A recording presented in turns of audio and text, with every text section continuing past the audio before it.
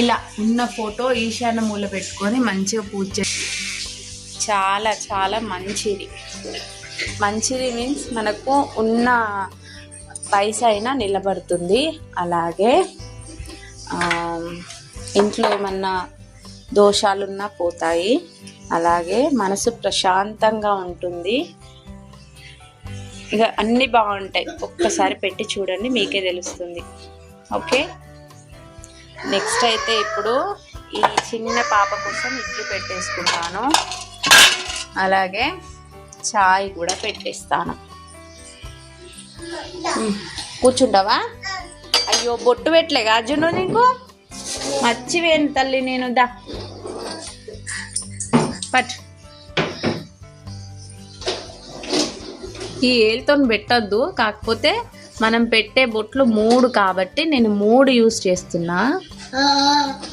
కుంకుమ మాత్రం కంపల్సరీ పెట్టుకోవాలి దీంతోని.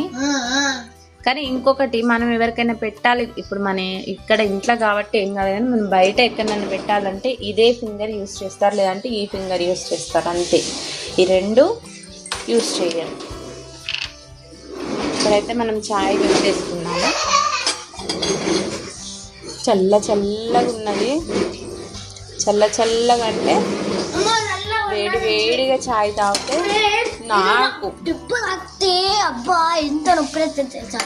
ఎందుకు తాగించుకోవాలి ఫ్రెండ్స్. నేను ఎట్లా చేయాలి ఇప్పుడు? ఈమె కూర్చుంటారట స్వామి, ఫస్ట్ ఇక్కడ కూర్చోండి. నువ్వు ఎట్లా చేయాలి విధంగా చేస్తా. జరుగు స్వామి, నేను ఇస్తా. ఇట్లయితే ఇడ్లీకి పెట్టుకుందాము. అయితే పెట్టేసుకున్నా. నీళ్ళు ఓపెన్ చేయి, పోసే మొత్తం.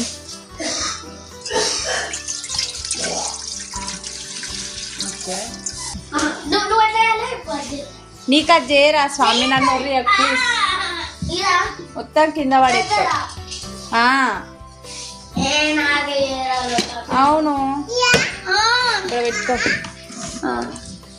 ఉండని అట్లనే, కొంచెం ఇరుకు ఇల్లులు కాబట్టి ఇరుగ్గా ఉంటుంది.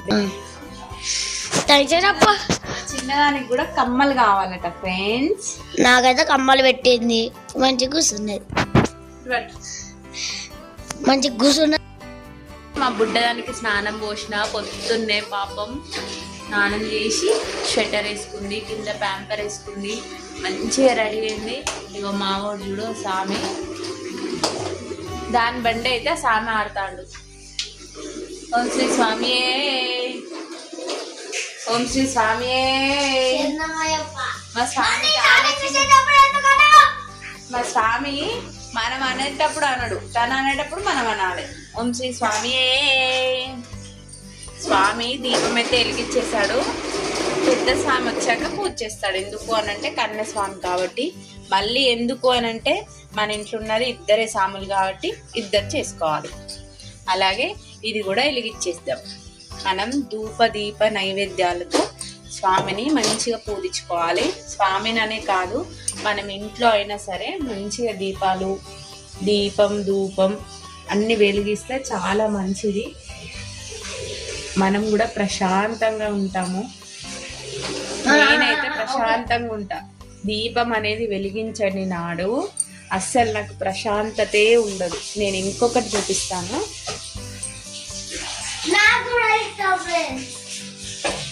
మీరు ఈశాన్య మూలలో కూడా లక్ష్మీదేవి, అలాగే కుబేర స్వామి యంత్రంతో ఉన్న ఫోటో నేను మీకు పెడతాను. అందులో అట్లా ఉన్న యంత్రంతో ఉన్న ఫోటో